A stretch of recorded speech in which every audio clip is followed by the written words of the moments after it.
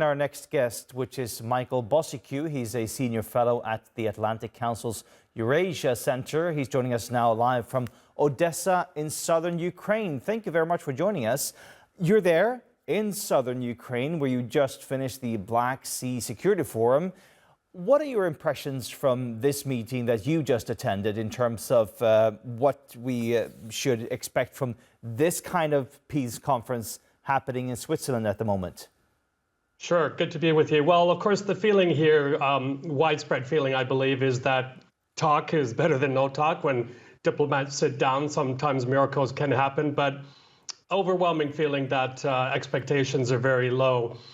Mr. Zelensky and his circle, his diplomats, invested a lot of diplomatic and political capital in the weeks leading up to this, traveling to various capitals around the world.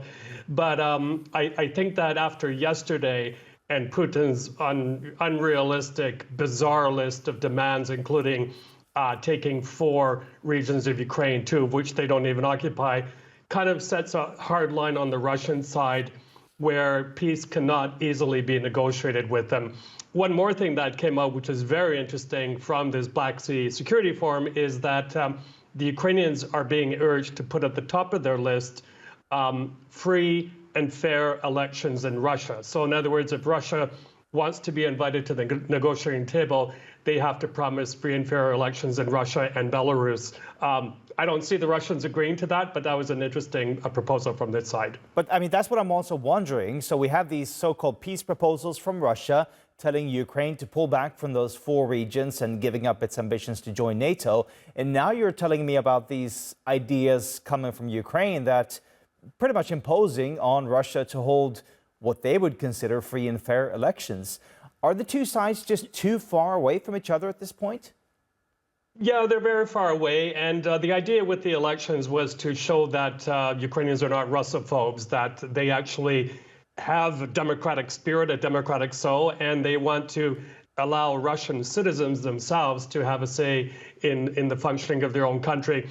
But look, what came out of Moscow is typical from the Russian playbook. The timing was very interesting, 24 hours before the start of the summit in Switzerland.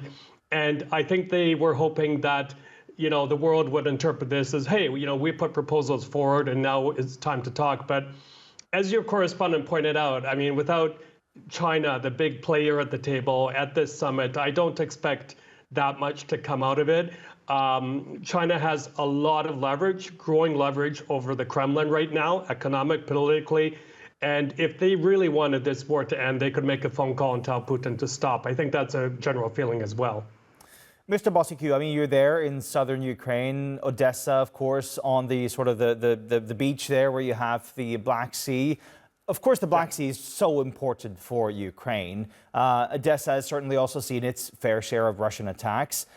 What's the word there from Odesa? How do the Ukrainians actually plan on securing its continued access to those Black Sea corridors?